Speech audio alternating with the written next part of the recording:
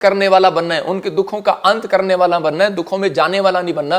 मैंने उसको 2 तरीके बताए। मैंने कहा कि प्रेयर बहुत कर ली रोने वाली तूने, रोई जा। कुछ लोग रोते रहते हैं, जब हम प्रार्थना करते हैं तो उस समय रो रहते हैं, परमेश्वर देखो ये मेरे साथ क्या हो गया, परमेश्वर देखो मेरे साथ क्या हो गया। मैं कह रहा हूं परमेश्वर आपको भिखारी वाली प्रेयर नहीं सिखाता, परमेश्वर आपको अधिकार वाली प्रेयर भी सिखाता है। अगर आप रोने वाली प्रेयर कर रहे हैं, ठीक है, आपने एक दिन आपका दिल था, आपने हल्का कर दिया, लेकिन उसके बाद मैंने कहा कि परमेश्वर ने आपको सामर्थ दिया है। उस वचन में लिखा उसने तुम्हें सांप और बिच्छुओं को रौंदने का अधिकार दिया है। तो इसी समय आपको अधिकार है, आपको विश्वास से शैतान को घुड़कना है। आपको कहना है कि ऐसी समय के भाग जा, घर में झगड़ा कराने वाली आत्मा निकल जा। आपको कहना है कि भाग जा, शराब पिलाने वाली आत्मा निकल जा। आपको कहना है भाग जा, मेरे घर से अपमान कराने वाली आत्मा निकल जा। आपको कहना है भाग जा, मेरे घर में से, मेरे पति से, मेरे बच्चों से, मेरे परिवार से वो आत्मा निकल जा जो परेशान करने वाली आत्मा है। तो इसी समय वो निकलेगी। और उसके बाद कह रहे हैं कि बहुत सारे लोग ये डांट तो देते हैं लेकिन उसको कवर नहीं करते। मैं कह रहा हूं कि जब आपने साफ कर दिया कटोरा,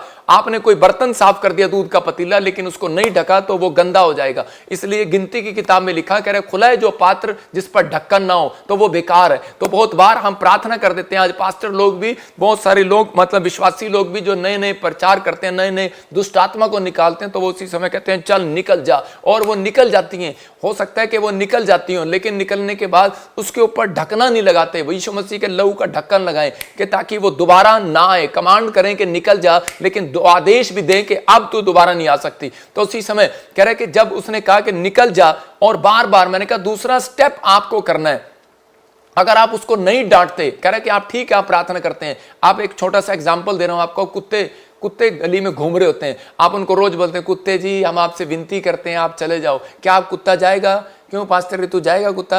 तो उसी समय कह रहे कि भाई ऐसे विनती कर रहे हैं कि हाँ जी चले जाओ। वो जाता नहीं है। कई बार इंसान को भी समझाते हैं भाई साहब मान जाओ, लेकिन मानता नहीं है। लेकिन कई बार जो है कि कुत्ते को डंडा मारना पड़ता है, और वो ढीठ जो कुत्ता होता है उसको डंडा जब लगता है ना, तो उसके बाद वो सुधर जाता है। और उसके बाद कहता है कि वो अपनी हरकतें छोड़ देता है, वो उस गली में जाना छोड़ देता है, वो भों करना छोड़ देता है। मैं कह रहा हूं कि वो शैतान जो है वो आपको इस्तेमाल कर रहा है, और वो कह रहा है कि आपके लोगों को इस्तेमाल कर रहा है कि ताकि आप निराश हो जाएं, आप प्रॉब्लम में चले जाएं। मैं कह रहा हूं आपके अंदर वो पावर है, आपके अंदर वो लाठी है। आप उसी समय डांटो और वो जाएगा यीशु मसीह के नाम में। आप डांटो, और उसी समय जब आपने डांटा और वो खत्म हो गया, निकल जा कि मेरे घर से झगड़ा कराने वाली, बैर कराने वाली, ईर्ष्या कराने वाली, मेरे पति के अंदर से कहते क्रोध कराने वाली, निकल जा यीशु मसीह के नाम में। मैं ये कह रहा हूं कि आपने ये नहीं कह देना कि उसके अंदर से निकल जा। अगर आपने उसके सामने कह दिया वो और भड़क जाएगा। आप ये प्रेयर जो है आपने अकेले में करनी है। ये नहीं करनी कि आप मेरी सास के अंदर से निकल जा, मेरी बहू के अंदर से निकल जा। अगर आपने सामने कर दी तो वो लड़ाई बाहर तो नहीं हो ही रही है,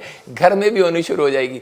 लेकिन आपको उसी समय साइड में बैठकर, आपको उसी समय आपने जाकर एकांत में, यीशु मसीह हमेशा जब प्रार्थना करने जाता एकांत में जाता था। जब वो डांटने जाता है शैतान को तो एकांत में जाता था। तो इसी समय आपको एकांत में जाना है। आपने ढूंढना है कहां है आपका एकांत, कहां है आपका कोना, कहां है आपका कमरा, कहां है आपकी वो छत, कहां है आपका ग्राउंड, और उसी समय डांटना है, उसको डांट लगाना। और उसके बाद दूसरा स्टेप आपने करना है कि मैं घोषणा करना, उसके बाद कि आपने हराना है शैतान को। कि कुत्ता चला गया, लेकिन उसको आपने कहना है, आपने कन्फेस करना है कि अब कुत्ता नहीं आएगा, लेकिन कुत्ता फिर आ जाता है, कुत्ता ढीठ होता है। लेकिन आपको कन्फेस करना है, आपको घोषणा करना है, क्लेम करना है, और इसी समय कहना है कि मैं प्रभु की बेटी हूं, मैं निराश नहीं होंगी, मैं इस घर में बसूंगी, मेरा घराना शांति को देखेगा, मेरा पति शराब नहीं पिएगा, मेरे घर में अब कोई झगड़ा नहीं होगा, मैं प्रेम से बोलूंगी, मेरा परिवार प्रेम से रहेगा। 21 दिन में मैंने उसको कहा कि तुझे ये काम करना है। पहला स्टेप उस शैतान को डांटना। कहता है अगर तूने प्रेयर कर ली रोने वाली तो उसी समय, और उसके बाद दूसरे स्टेप में आपने उसको डांटना, और तीसरे स्टेप में घोषणा करना। कहता है अगर आपने ये करना सीख लिया, मैंने कहा तेरे जीवन में आशीष आ जाएगी। और उसी समय जब उसने ऐसा किया, 21 दिन के बाद आके कहने लगी पास्टर जी आपका धन्यवाद हो, आज मेरा पति भी मेरे साथ है, मेरी सास भी मेरे साथ आई है। मैं कह रहा हूं कि परमेश्वर आपके जीवन में एक बड़ा चमत्कार करेंगे। आप शैतान के सामने ना हारें। यहां पर लिखा 6:11 में परमेश्वर के सारे हथियार बांध लो। कह रहा है कि तुम शैतान की युक्तियों के सामने खड़े रह सको। हो सकता है आपकी नौकरी ना रही हो, लेकिन आप इसी पॉइंट से, इसी तरीके से आप प्रार्थना कर सकते हैं। आपके घर में कोई कर्जा ना उतर रहा हो, आप इसी तरीके से कर सकते हैं। आप डांट सकते हैं शैतान को, चल निकल भाग, मैं इस साल कर्जे में नहीं रहूंगा, और घोषणा कर सकते हैं। फिर उसके बाद मैं कह रहा हूं घोषणा करें कि मैं कर्जे में नहीं हूं, मैं आशीषित हूं। मैं कह रहा हूं कि देखो मेरे पास, जब मैं सेवकाई में 1 रुपया नहीं था, मैं बोलता हूं मैं अरबपति हूं। मैं कह रहा हूं कि देखो अरबपति हूं, अरबपति हूं, अरबपति हूं। मैं से बोल रहा था, एक ने ठाके मेरी कंप्लेंट डाल दी, कहता है जी अरबपति है, तो इनकम टैक्स वाले आ गए। लेकिन मैं कह रहा हूं कि अगर इसका मतलब शैतान चिढ़ा हुआ था, तो इसका मतलब मुझे विश्वास हो गया कि मेरी प्रेयर सुनी गई है। हो सकता था मैं निराश हो जाता और मैं कहता कि परमेश्वर ये क्या, मैं तो प्रार्थना कर रहा था, मैं तो घोषणा कर रहा था, लेकिन परमेश्वर ये क्या कि मेरे साथ क्या हो गया। ये लोग मजाक उड़ा सकते हैं आपका, लेकिन मैं कह रहा हूं कि परमेश्वर आपका मजाक नहीं उड़ा सकता। लोग आपका मजाक उड़ा सकते हैं, परमेश्वर नहीं उड़ा सकता। यायर जब कह रहा कि लड़की मर गई, तो उस समय यीशु मसीह को अपने घर में लेकर गया। लोग मजाक उड़ा रहे थे, करे इसे करे दिखता नहीं है, करे इसकी लड़की मर गई है। कहता है कि और डॉक्टर में कहता ने जवाब दे दिया कि लड़की बच नहीं सकती, खत्म हो गई है, मर गई है, इसको मुर्दे में और सोए में फर्क नजर नहीं आता। तो उसी समय यीशु मसीह ने और उसी समय कहा कि मुझे मुर्दे में सोए में फर्क नजर नहीं आता, मेरे लिए तो मरा हुआ और सोया भी एक समान है। और उसी समय उसने कहा, कह रहा कि आज कहता है कि ये मरी नहीं हुई, ये तो जिंदा है, ये तो अभी इसी समय सो रही है। और उसी समय उसने कहा तलीता कुमी, ए लड़की उठ खड़ी हो। मतलब यीशु मसीह के अंदर प्रेयर थी, वो प्रेयर अपने घर पर करके आता था, चर्च में नहीं करता था वो प्रेयर आपके लिए अपने लिए। वो कह रहा है कि वो चर्च में सिर्फ क्लेम करता था, घोषणा ही करता था, चल जा बेटा तू चंगा हो गया, चल जा मैंने तेरे सिर पे हाथ रखा, जा हो गया काम। मतलब विश्वास की बातें करता था। आपको विश्वास की बातें करना है, लेकिन आपके अंदर कहता है ये 6 पॉइंट होने चाहिए। लिख सकते हैं आप, स्क्रीन पर देखें, ये 6 पॉइंट आपके काम आएंगे। कह रहा है कि अगर आपको कह रहा है यीशु को पकड़ के रखना है, ये 6 के 11 से जब आप 18 में पढ़ेंगे तो क्लियर बोलता है, यहां पर बाइबल बोलती है। मैं इसको दिखाता हूं, पहले इसको पूरा पढ़ता हूं। हाँ पढ़ें जरा इसको पूरा। हाँ परमेश्वर के सारे हथियार बांध लो, हाँ हाँ तुम शैतान की युक्तियों के सामने खड़े रह सको। हाँ क्योंकि हमारा ये मलयुद्ध लहू और मांस से नहीं, परंतु प्रधानों से, अधिकारियों से और इस संसार के अंधकार के हाकिमों से और दुष्टता की आत्मिक सेनाओं से है जो आकाश में है।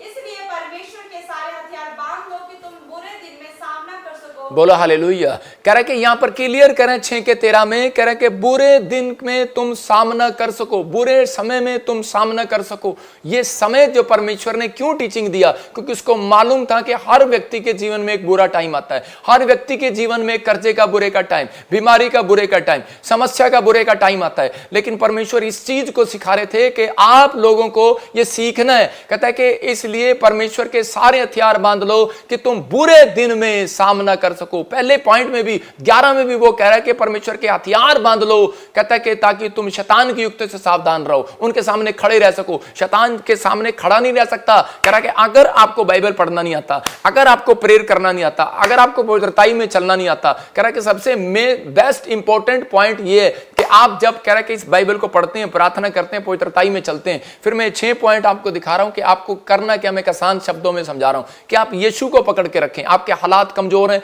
आपको निराशा आ रही है, आपको बीमारी आ रही है, आपको कर्जा आ रहा है, लेकिन आपको कन्फेस करते रहना कि मैं क्लेम करते रहना मैं यीशु को छोड़ने वाला नहीं हूं। परमेश्वर ऐसे लोगों की जिंदगियों में पलट कर आते हैं। अंधा भिखारी बैठा था और उसी समय यीशु मसीह उसके लिए पलट कर आए। हो सकता था अंधा भिखारी अपनी सिचुएशन में भाग जाता वहां से, लेकिन उसी समय लोग उसके ऊपर निराशा डाल रहे हैं, अरे क्या यीशु मसीह तो चला गया, तेरी तरफ देखा भी नहीं। और उसी समय उसने कहा अरे जान दे, पर मैंने पकड़ लिया यीशु मसीह को, जान लिया, मैं बैठा रहूंगा। हो सकता है आपके हालात बेकार हो, सिचुएशन खराब हो, कोई आपके सामने हल ना निकल रहा हो, लेकिन इस समय आपका दिमाग कह रहा हो कि अब कुछ नहीं होने वाला। लेकिन उस समय में परमेश्वर ये देख रहे होते हैं कि ये व्यक्ति अब मेरे बारे में क्या कहेगा और क्या करेगा, और ये प्लेस को छोड़ देगा या क्या होगा। बहुत सारे लोग बैकस्लाइड हो जाते हैं, बहुत सारे लोग उस प्लेस को छोड़ देते हैं, लेकिन परमेश्वर का आत्मा कहता है कुछ लोग बने रहते हैं और वो अंधे की तरह रोशनी पा कर जाते हैं। मैं कह रहा हूं कि परमेश्वर उन लोगों से बात कर रहा है इस चैनल से माध्यम से कि अगर जो लोग प्रभु में बने हुए हैं, जो इस चैनल में बने हुए हैं, परमेश्वर वो रोशनी को पाकर जाएंगे, एक बड़ी टेस्टमनी को लेकर जाएंगे। यहां दूसरा पॉइंट कह रहा पवित्रताई में चलें। कहता है कि हो सकता है कि आपकी परिस्थितियां कितनी भी खराब हो, शैतान उस व्यक्ति के साथ जंग नहीं लड़ता जो पवित्रताई में चलता है। याद रखना, पवित्रताई में चलेगा। हथियार कह रहा है कि उसको मालूम है कि जिसको मालूम है कि इसके पास हथियार है पवित्रताई का, ये आपका हथियार है। जिसने यीशु मसीह को पकड़ लिया उसने पहला हथियार ले लिया, दूसरा हथियार ले लिया, तीसरा सुसमाचार सुनाने का। उसने कहा अपने पांव में सुसमाचार के मेल के जूते पहन लो। कहता कि मेल मिलाप के जूते पहन लो। अगर आप प्रेम करते हैं, आप मेल मिलाप करते हैं, आप बीमार व्यक्ति को मिलने जाते हैं, किसी गरीब की मदद करने जाते हैं, तो इसका मतलब आपके अंदर मेल मिलाप है। ये नहीं कि आप गए प्रधानमंत्री को मिलने गए, राष्ट्रपति को मिलने गए, आप एमएलए को मिलने गए, आप मिनिस्टर को मिलने गए, किसान को मिलने गए, आप इसको मिलने गए, आप अच्छे अफसर को मिलने गए, परमेश्वर का आत्मा कह रहा वो नहीं कह रहा हूं मैं। परमेश्वर कहता है जो लोग दुखी हैं, बीमार हैं, समस्या में, परेशानी में, निराश हैं, सुसाइड करना चाहते हैं, जिन्होंने अपना जीवन बर्बाद कर लिया है, पापी हैं, परमेश्वर आप उनको आपको उनके पास भेजना चाहता है कि आप जाकर उन्हें सुसमाचार सुनाएं। आप उनसे कहता है कि मेल करें, ऐसे लोगों से मेल करें। यीशु मसीह के पास व्यभिचारिणी औरतें आके बैठती थी और लोग बोलते थे, कहते ये देखो क्या कर रहा है, व्यभिचार औरतें इसको दिखती नहीं है, क्या कर रहा है, ये फिल्म एक्टर हैं, ये तो बड़ा धंधा करती हैं, नाचती हैं, गाती हैं, लेकिन क्या करते हैं। जब मैंने पिछले साल फिल्म एक्टर बुलाए तो लोग बोलने लगे, करे देखो जी क्या हो रहा है, लेकिन उनको नहीं पता उनके जीवन बदल रहे हैं। हालेलुया। बदलने वाला इंसान नहीं है, बदलने वाला परमेश्वर है। अंदर ही अंदर परमेश्वर काम करता है, परमेश्वर काम करता है। क्या पता किसका जीवन कब बदल जाए। हमारा काम है रोशनी डालना। परमेश्वर का आत्मा कहता है कि सुसमाचार सुनाएं। कहता है ऐसे व्यक्ति ने हथियार कहता है कि फेंके नहीं है, उठा रखे हैं। शैतान को मालूम है, कहता है इसके हाथ में डंडा है और पिटूंगा बेटे अगर मैं इसके खिलाफ चलूंगा। तो पवित्र आत्मा ये चीजें देखता है, कहता है यीशु को पकड़ के रखे, पवित्रताई में चलें, सुसमाचार सुनाएं। कहता है जब आप कर रहे हैं विश्वास की चाल चलें, विश्वास की चाल। जब प्रचार करते हैं तो हर व्यक्ति को ऐसा लगता है कि शायद ये मेरे ऊपर ही बोल रहा है। तो मैं कह रहा हूं कि हर व्यक्ति जो पाप में, गुनाह में होगा या जिंदगी खराब हो रही होगी, जिसके जीवन में जैसा होगा वो सोचेगा कि शायद मेरे जीवन से बात हो रही है। मैं कह रहा हूं अच्छी बात है अगर आपको लग रहा है कि मेरे जीवन से बात हो रही है, मेरे लिए परमेश्वर का दास बोल रहा है, तो आज ही आपका उद्धार होने वाला है। मैं कह रहा हूं पवित्र आत्मा काम करता है, विश्वास की चाल चलें। कह रहा उद्धार के शैतान चीजों को देखता है, यीशु मसीह को छोड़ नहीं रहा। अय्यूब उसके पास हथियार था, उससे डरा। पवित्रताई में चल रहा है अय्यूब, हथियार था। सुसमाचार सुना रहा, कुर्डी पर बैठकर भी कह रहा है, छल्ले फोड़ते हुए भी अपनी पत्नी को कह रहा है ए परमेश्वर को नहीं छोड़ना, तेरे को छोड़ सकता हूं। विश्वास की चाल चल रहा है, दोस्त आ रहे हैं उसके, लेकिन उस समय वो कह रहा है अरे भाई कोई बात नहीं, परमेश्वर मेरे को माफ कर देगा, कोई बात नहीं। उसके दोस्त कह रहे अरे परमेश्वर के खिलाफ हो गया तू, परमेश्वर तेरे से नाराज हो गया, लेकिन वो विश्वास करके बैठा है यीशु मसीह मुझे एक दिन माफ करेगा, मेरा परमेश्वर मुझे माफ करेगा। उद्धार का वचन, मैं कह रहा हूं उद्धार का टोप, यहां पर दीप लिखा है लेकिन टोप कहता है आपके पास है, मुकुट है। मैं कह रहा हूं वो टोप है, वो सुरक्षा का कवच है। कह रहा है योद्धा जाता है, जब राजा महाराजा जब लड़ने के लिए जाते थे उनके सैनिक के हाथ में सामने कह रहा है कि एक सुरक्षा का कवच होता था, एक तलवार होती थी और सिर पर एक हेलमेट होता था कि ताकि कोई सिर पे मारे तो उसी समय उसको लगे ना और उसका सिर बच जाए, और अगर कोई करे तो वार करे सामने, ऐसे वार, ऐसे देखो मैं तलवार चला रहा हूं लेकिन आप सामने हाथ कर रहे हैं, ऐसे बार बार कर रहे हैं, इसका मतलब वो आदमी बचता जा रहा है, इधर लेफ्ट राइट बच रहा है। तो आप जब तक पॉइंट दिखा, और आप जब तक वचन को नहीं चलाएंगे तो आप कह रहे शैतान के हथियार से नहीं बच सकते। जब तक आप प्रार्थना नहीं करते, देखो मैं क्या कर रहा हूं, मैं इसी में कर रहा हूं, मैं वचन बोल रहा हूं तो उसके घुसून लग रहा है। मैं कह रहा हूं कि मैं प्रेयर कर रहा हूं तो उसके घुसून लग रहा है। जो बुराई करता है उसके घुसून लग रहा है। मैं कह रहा हूं कि जो ईर्ष्या करता है उसके घुसून लग रहा है। मतलब वो आत्माएं हैं, कोई इंसान नहीं है। मतलब कि वो इंसान नहीं बुराई करता, शैतान बुराई करा रहा है, शैतान उसको इस्तेमाल कर रहा है और कह रहा है कि आपको इस समय कोई प्रॉब्लम में डाल रहा है, कोई समस्या में डाल रहा है, कर्जे में डाल रहा है, लेकिन कह रहा है कि वो कह रहा है आप अपनी सुरक्षा का कवच, आप वचन का कवच, आप कह रहे हैं जो है प्रार्थना का कवच आपके पास है। परमेश्वर ने वो बाइबल दिया हुआ है। जब हम चलते हैं तो बाइबल हाथ में लेकर चलते हैं। तो इसी समय आपने देखा बहुत सारे पादरी बाइबल हाथ में लेकर क्यों चलते हैं, लोगों को नहीं पता। पादरी हाथ में लेकर चलते हैं और इसी समय जब वो कर रहे होते हैं तो परमेश्वर का वचन उन्हें बचा रहा होता है इधर उधर। एक लड़का था और जब वो सेवक बना तो एक दिन वो अफ्रीका में सेवा करने के लिए जा रहा था, तो उसी समय रास्ते में कुछ डाकू मिले और उसी समय वो छीन छून के पूरी कार को लूट लाट के जा रहे थे। तो रास्ते में और उसको गोली मारकर चले गए और उसी समय जब उसको गोली लगी तो उसको आवाज़ सुनते ही वो बेहोश हो गया। पास्टर उसने कहा यार गोली लगी, और उसके बाद थोड़ी देर के बाद देखा क्या, कहते हैं वो बच गया। उसने अपना जैकेट खोला तो वो देखा, बाइबल खोल के देखी तो बाइबल के अंदर वो गोली फंस गई। तो उसी समय उसको समझ में आ गया कि अगर ये कवच मेरे साथ ना होता, अगर ये सुरक्षा का कवच मेरे साथ ना होता, ये हथियार मेरे साथ ना होता तो मैं मर जाता। तो परमेश्वर का आत्मा उन लोगों को बता रहा है। आज मैं शारीरिक लोगों से बात नहीं कर रहा हूं, मैं आत्मिक लोगों से बात कर रहा हूं। मैं कह रहा हूं कि शारीरिक लोगों का काम यह है कि उन्हें धड़ाधड़ बुराई करनी है। शारीरिक लोगों का काम है उन्होंने विश्वास ही नहीं करना। उनको जो जैसा वचन उनके जीवन में उनको अच्छा लगेगा वो करेंगे, बाकी वो परमेश्वर की मर्जी नहीं कभी भी कबूल करते, क्योंकि उनको पता होता है कि वो दुखों से भाग जाते हैं। ऐसी ऐसी चीजों जब समस्याएं आती हैं भाग जाते हैं। लेकिन परमेश्वर ऐसे लोगों से प्यार करते हैं जो समस्या में खड़े रहते हैं, अड़े रहते हैं और उसी समय विश्वास करते हैं। मैं कह रहा हूं कि अगर आपने वचन का टोप पहन लिया है, अगर आपने वचन का अंगीकार कर लिया है और हर समय कह रहा है कि प्रार्थना में लवलीन रहना, परमेश्वर का वचन बोलता है, कहता है ये 6 पॉइंट आपको दे रहा हूं कि आप नो कह रहा है ये 6 हथियार जो है आपके जीवन में काम करने लगेंगे जब आप कह रहा है कि बाइबल बताती है कि इस बात के लिए कि जब हम प्रार्थनाएं करते हैं हर समय में तो परमेश्वर बुरे दिनों में आपको बचाते हैं। अगर फौजी युद्ध करने जाए और हथियार घर पर भूल जाए तो क्या होगा? दुश्मन उसको छोड़ेगा?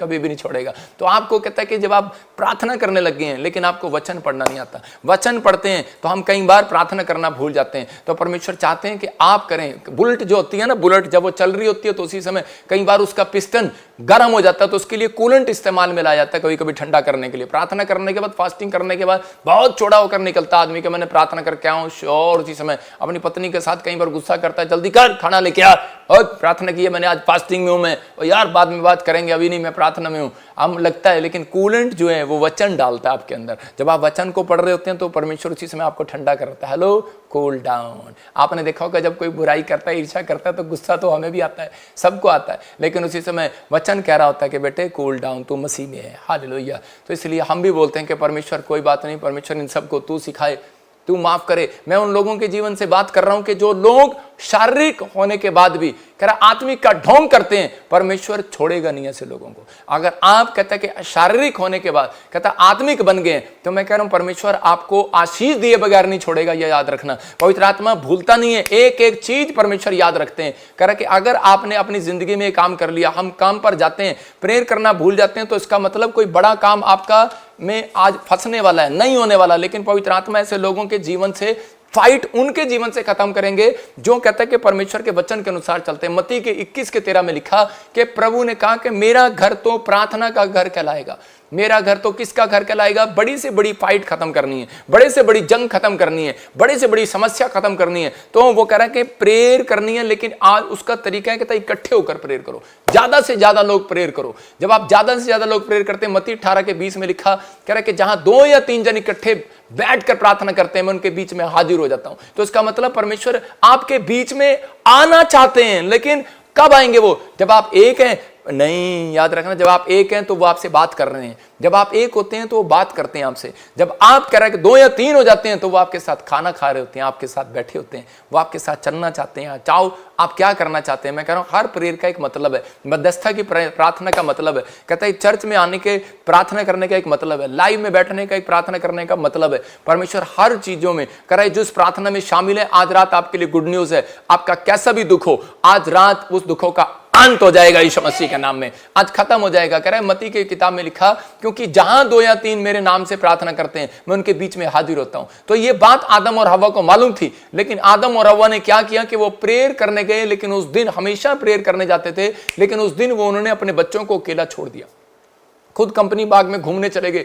लेकिन वो दोनों कैन और हाबिल कहते के प्रेयर करने चले गए, लेकिन वो कैन और हाबिल आपस में लड़ने लगे। लेकिन याद रखना कि अगर किसी के सिर पे किसी अगुवे का हाथ नहीं है, अगर किसी के सिर पे किसी बड़े का हाथ नहीं है, या माँ बाप का हाथ नहीं है, अगर आपकी माँ बाप की प्रेयर कवरिंग नहीं है, अगर उनकी सलाह आपके हाथ साथ नहीं है, इसलिए कहते हैं कि बहुत सारे लोग दुख में हैं, आज प्रॉब्लम में, आज समस्या में। कुछ लोग बोलते हैं कि हमें जरूरत नहीं है, लेकिन परमेश्वर का आत्मा यही दिखा रहा था उन बच्चों को कि मैं उस समय पूछ रहा था प्रभु से कि परमेश्वर ये बाइबल में इतनी बड़ी घटना क्यों हो गई है? क्यों परमेश्वर, ये तो प्रार्थना करने वाले लोग थे, स्पिरिचुअल लोग थे, इनका बेटा क्यों मर गया?